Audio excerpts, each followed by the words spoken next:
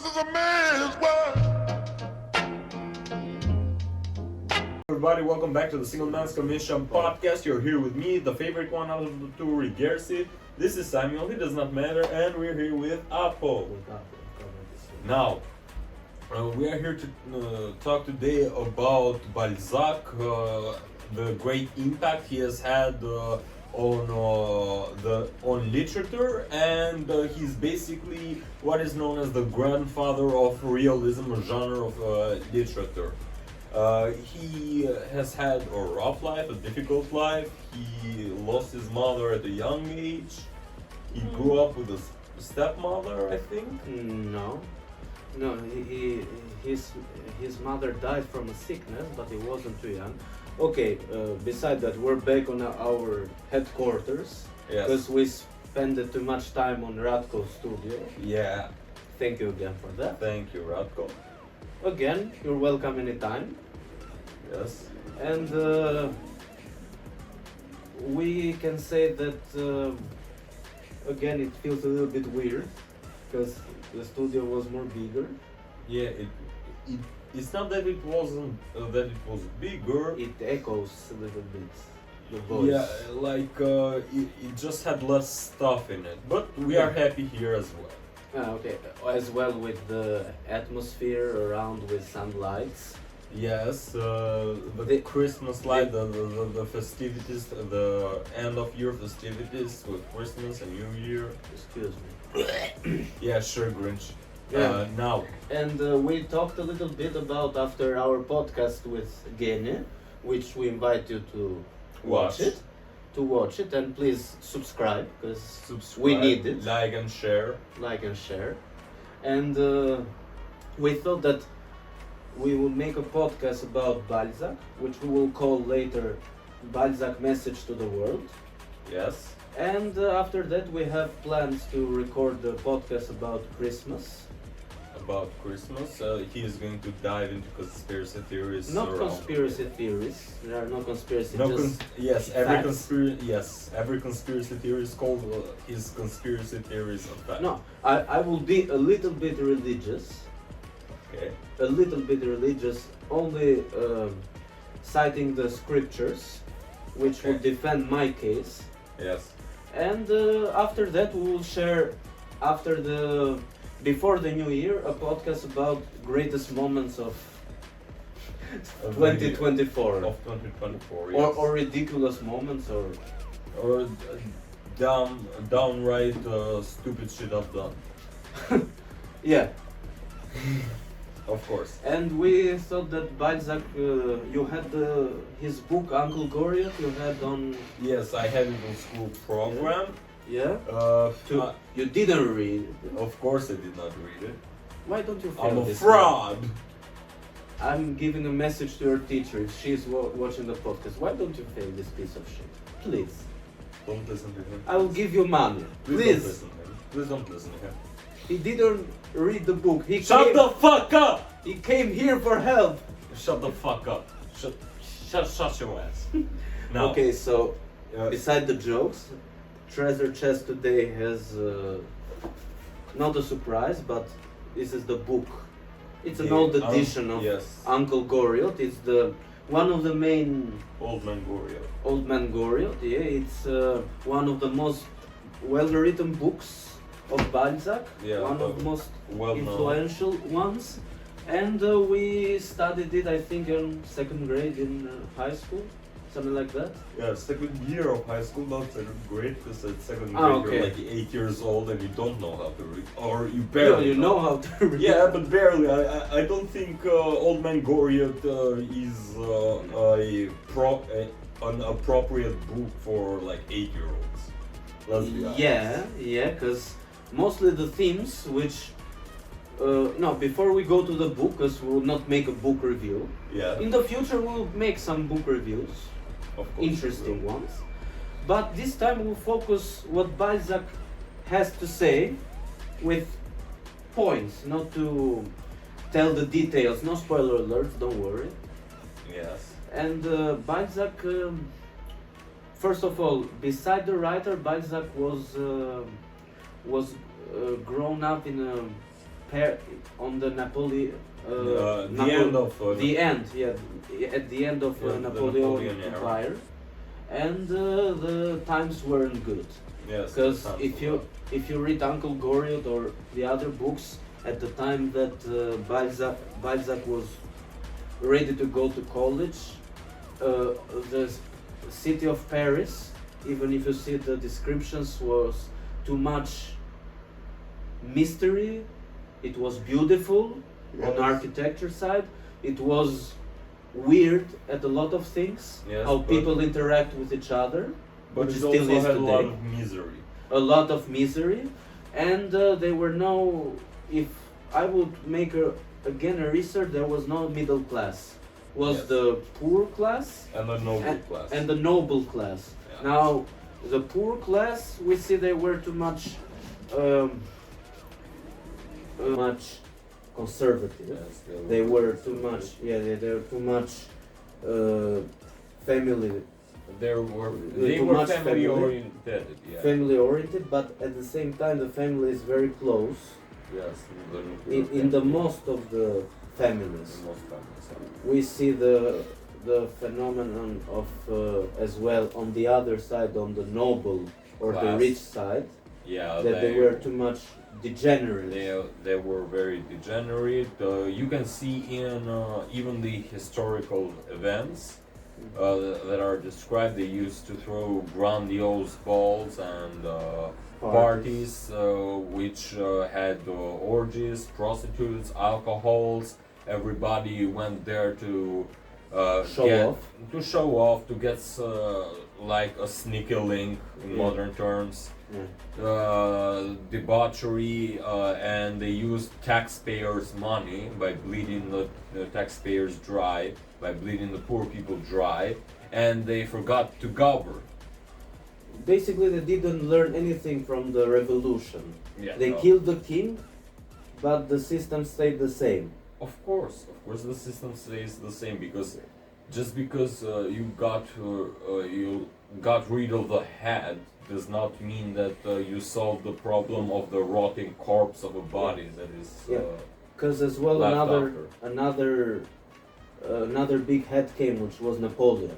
Yeah. And at the time that he left, the country spent too much money, as you can see in the books, on military. Yes. And as well as parties, because luxury parties were a normal thing. In nobilities, they are a normal thing today with celebrities, which are basically the new nobility or the bankers. Yeah, and don't kill us for this. Don't worry. And another fun fact is that we talked about as well. You see on the Balzac books the term of an open couple. Open marriages. Open relationships. Yeah, open relationships, open marriages. You see in the Uncle Goriot book that, for example, Uncle Goriot, that's a little bit spoiler, he made his daughters to marry counts or the noble. He gave them rich husbands. He gave them rich husbands by connections. Yes. And I think one daughter with connection, the other daughter because the count fell for her. Yeah. Just because he married her, just because he could. Of course. And it's an interesting thing because in the book you see that it's a short conversation that explains by the author that the daughter was, the younger daughter I think, was allowed to go with anyone she wanted. As well, she could use the house for any kind, but the count was allowed to take more than one, 2 or 3, as much as he wants. Yes. And you see that the young students at the time were very enthusiastic about the thing because they were searching for the rich wives. Yes, they were trying to fuck the rich women so they could have some financial but also sexual benefit. You see in the book the character Rastignac that he's in a big dilemma because when he meets Uncle Goriot, he came from that life a little bit. Yeah. He fell for the younger daughter, I think, Yeah. Of Uncle Goriot. And Uncle Goriot said at one time, a little bit before his death, better you than the dipshit that she is with. Okay. Because he was dying, he was very... the moments of sincerity. Yes, he had a life full of regrets. Yeah, and fun fact, his daughters didn't came to the funerals. Of course they didn't, because when you raise your kids by just giving them material things, by spoiling them, then they do not think of you as a parent, they think of you as an ATM, a bank. And if you see in most of Balzac books, the destruction of family was very... It was much prominent. Yeah, a main theme. Yeah, it was a main prominent theme. Because, well, like every time with a society that is crumbling, the people, especially the ones that have been there, because Balzac had also had relationships with a few married women. Not a few, a lot. A lot of married women. He was a Casanova of married women, of MILFs. And he was fat. So. Okay. Do you want to be fat? No. Now shut the fuck up. As I was saying, he was a Casanova of mobility woman. Nobility, because I said mobility. Nobility woman. And basically he knew that life intimately, because he has been there, done that, seen that. And regretted it in the end, and understood that when the structure of family is compromised, when the love between the husband and wife and the respect for marriage and for their wedding vows and for their bed is compromised, then the society falls apart. And we are witnessing it today more than ever. Basically a warning 200 and maybe 230 years ago. Yes. A warning which came to be true. We see Paris as a city with too much degeneracy, but at the same time you find very good people. Also the Uncle Goriot book, for example, it explains the phenomenon of the houses for old people. Yes. The retirement houses. People, and it's a normal thing, because also for you that watch it, it's a normal thing. But in Albania, the retirement houses are a sin. A sin. Yes, because we have a taboo. It's a taboo. It's a taboo because we have a very tight-knit, I'd say patriarchal structure of family, where kids live with their parents, which, to be honest, is kind of garbage, because having different generations all cramped up in there is going to cause a lot of problems. Especially, like, I'm not talking like little kids with their parents, but like when you are an adult and you are the head of your own family and you're clashing heads with your dad or your mother or your spouse with your parents over how to do things within the household, how to give direction to the children on what direction should the children take, it causes a lot of problems, a lot of conflicts, and also whoever is living with the parent is going to is not going to grow into their own person, is going to still be dependent on their parents. Also, you see that in the retirement house, which basically we need to say that Balzac is one of the most, or the father, or the main head of the realism genre. Because he wrote more than 100 books, which are categorized. Finish them all. Didn't finish them all, but mostly he finished. It's called Dante Alighieri had the Divine Comedy. He has the Human Comedy. Because it's a big world. Every character of every book lives in one universe, France, at the time. And one character that is the main character in one novel, he is a secondary character in one novel, a third one. for example, every character or most of the characters in Balzac's universe have got money from Uncle Gobseck. He gives loans with big interest. Fucking cunt. And he got very rich. And he always escapes his judgment. I think in one book he fails. But he comes out from jail by paying some high authorities. Jesus. Of course, just like the bankers today. Yeah. Don't and also he is listed with Shakespeare, Dostoevsky, yeah, he Hugo, is one of the Filbert. Yeah, because also he was a very successful lawyer, which he made a lot of connections. As well, just because he was a lawyer, he's going to end up in hell. Go on.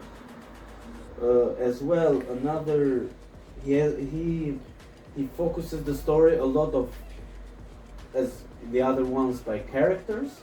Characters are very very well written, and he also explains the background of the main characters, but explains it on details, because he wants you to get the whole picture, all of the parties that are there, and he wants for you to make your own judgment at the end.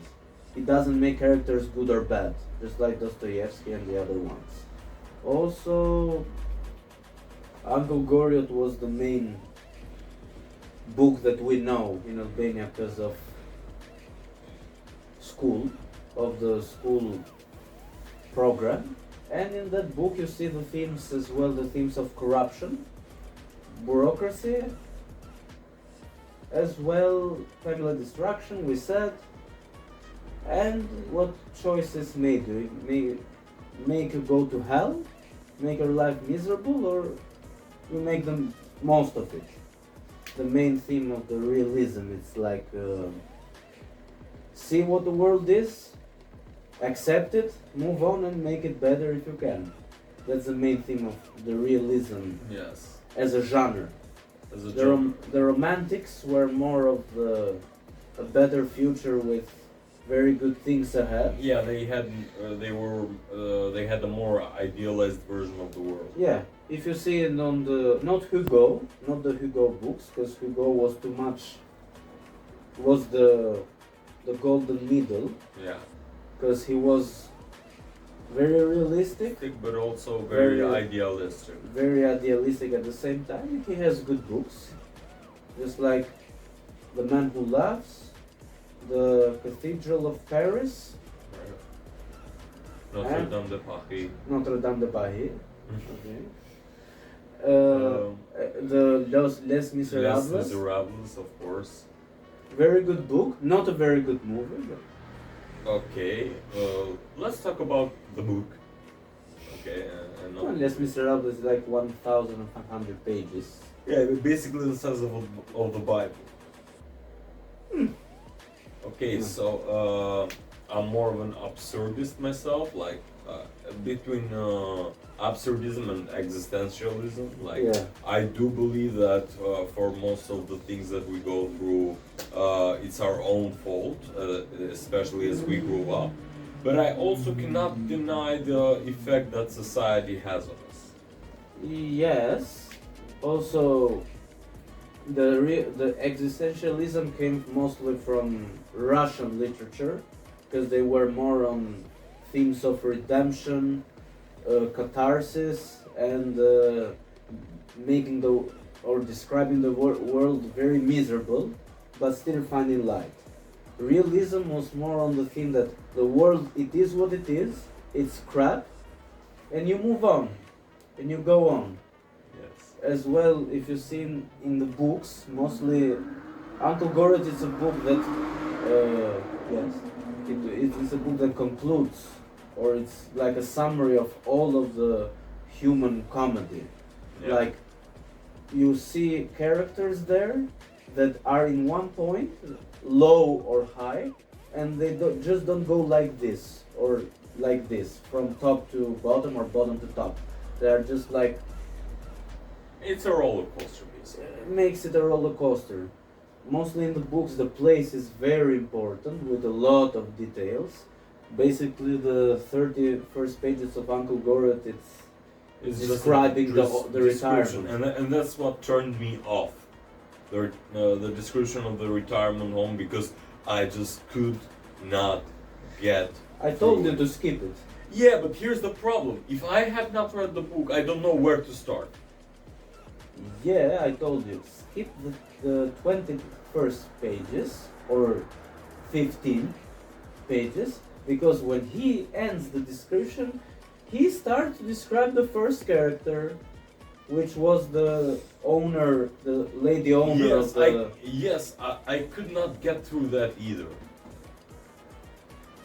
It just got... Listen, he's I like to obviously skip parts, a great writer, okay, I'm not denying what he has done for it, but considering perhaps that I'm a bit more of a fast-paced type of person, okay, when you just go in so much detail into describing someone with so many words, perhaps it's my attention span good, but I just cannot go through it.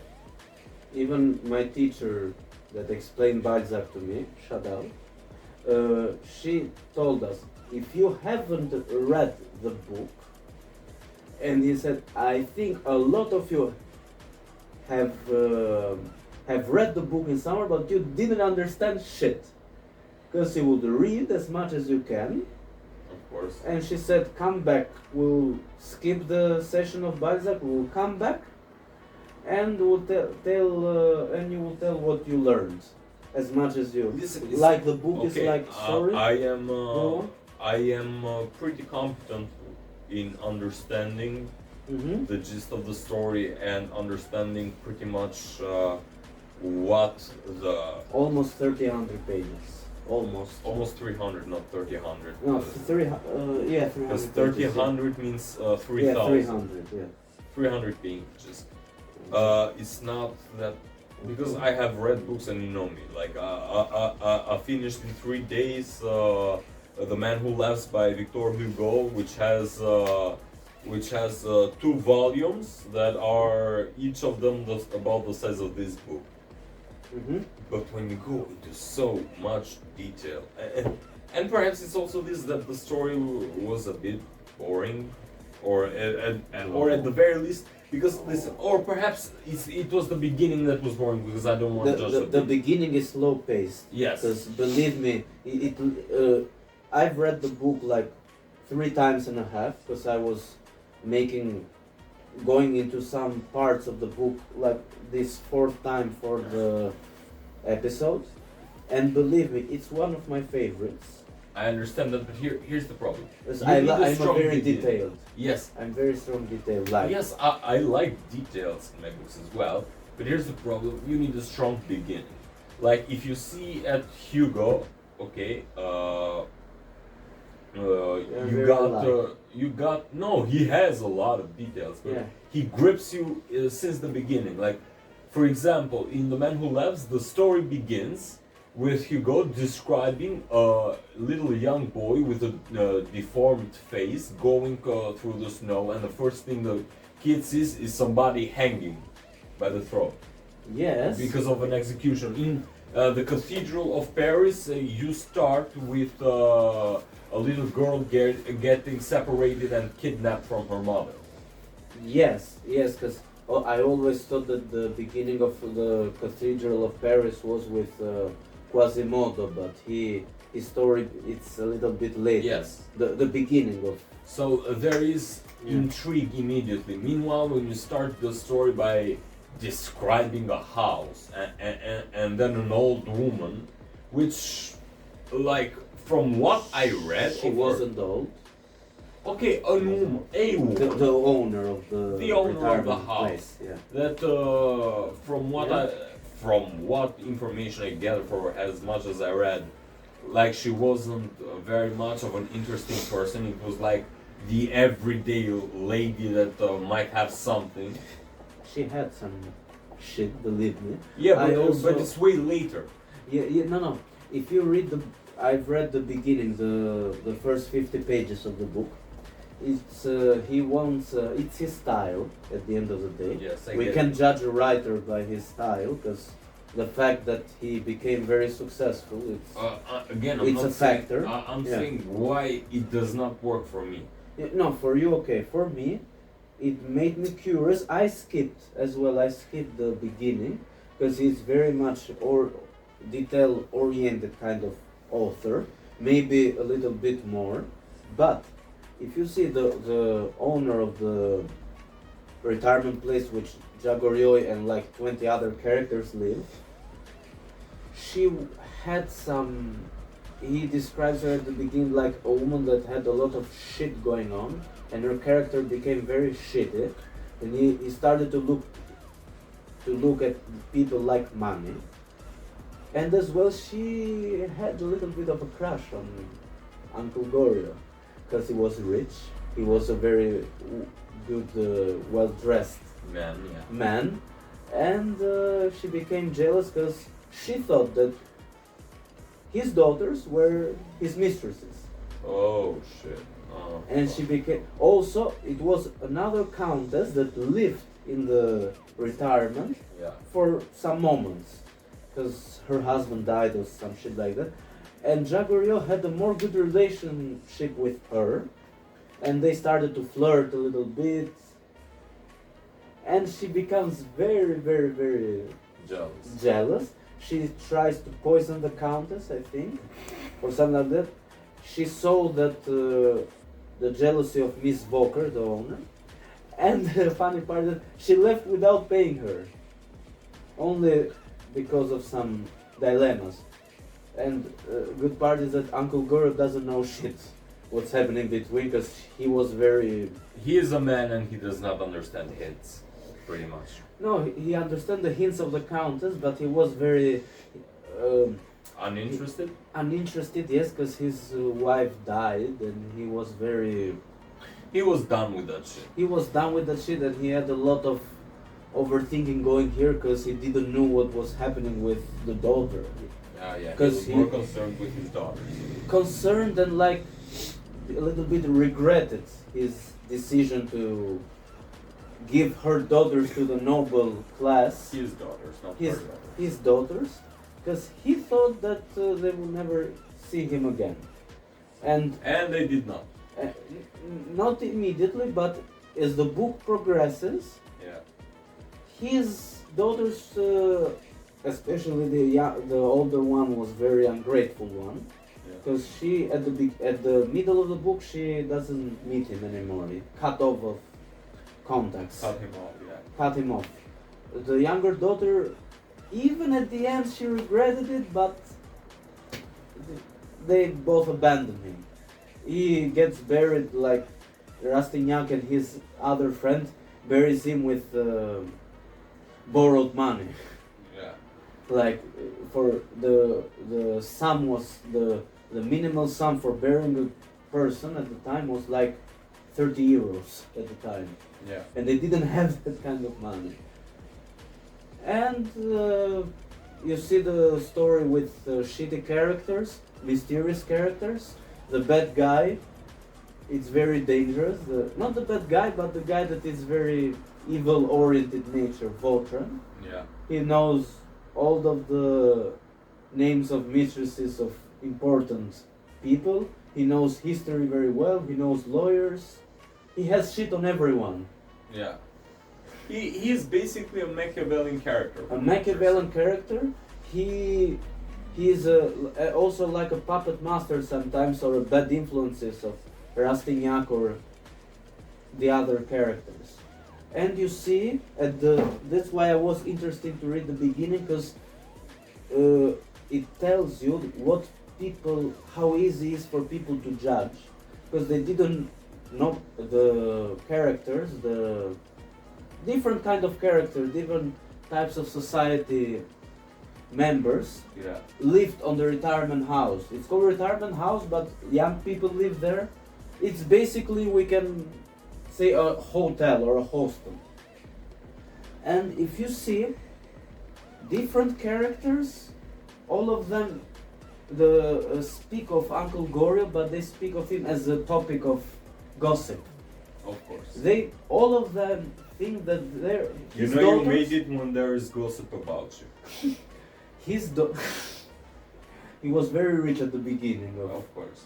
For his daughters, even he sells the ring, the golden ring that his wife made it for him. Oh shit. He sells the clothes of his wife. He sells basically everything. For Did his he daughters. sell his ass? No, he wasn't. Okay. Like 63 years old, but dying with liver, Yeah. and he couldn't sell his ass. Maybe his daughter sold his ass, because one of the count, I think, sold their asses. Yeah. their asses. Maybe one of the daughters, because one of the older one, his husband, her husband, sorry, was a violent one. Okay. Because he had some shit going on and he was violent. And Uncle Gorio didn't know shit because he was dying. Another theme or another problem is the bureaucracy. The bureaucracy. The bureaucracy of the time, because everywhere you look at that Paris, for a simple bill or for everything you needed to wait, mostly the bills of university or colleges at the time, even for Sounds food. familiar. Sounds very familiar, you can say. Also another theme that it's concerning, it's the theme of like also the gossip. Nobody knows shit about him, they just gossip, they just go as the crowd says that he is a degenerate kind of man, but they don't know shit about him. It's just look at the society today, it's very similar. Yes, Very similar topics. A very good writer, we can say. I don't know, what did you think?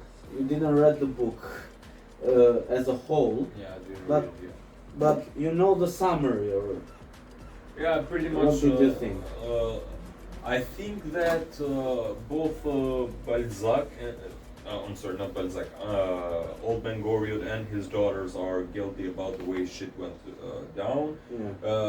Goriot because he took the route that pretty much a lot of parents take. They're not there emotionally for their children. They just try to fill the emotional void with material things, and in the end, kids do not really feel a connection with their parents. They have abandonment issues and things like that.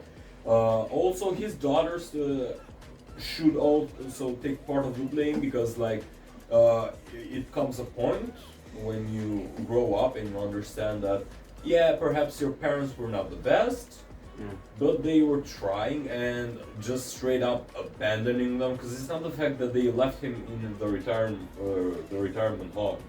home. They let him dry out of his money and then abandoned him. Yeah, and they didn't even for their visits. Their visits were brief and short. Yeah. Because also another thing is that in the middle of the book you don't have any more conversation or any more visits of both of his daughters. Yes. The bridge between the daughters and their father is Rastignac. It's the young. He becomes just like a bridge, because he feels sorry for the old man. Yeah. He sees him as a father figure. Yeah. And he learned a lot of things from him. Yeah. And he fails for the daughter, and for his daughter, the young one. And at the same time, Rastignac is in a big dilemma, like, should I do this shit or not? Should I follow my heart or my code of honor?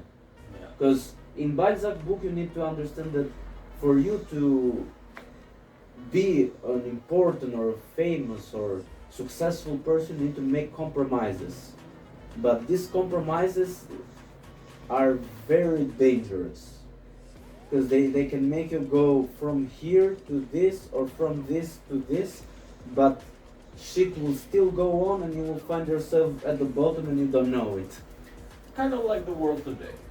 Yeah, but at the book you see a little bit as mandatory. Well, it has always been mandatory if you're looking for fame, fortune, and power. Yeah. It even has for a always been, position, even for a simple position. Yeah, it has always been mandatory to do a bit of compromises, a bit of hush money or secrets, or getting into some things that you don't necessarily agree with. But like, it's best that most of these compromises don't come at the expense of your soul and your core moral values. I like the quote of we saw together. I think I saw it for a second time, the Kingdom of Heaven. Yeah.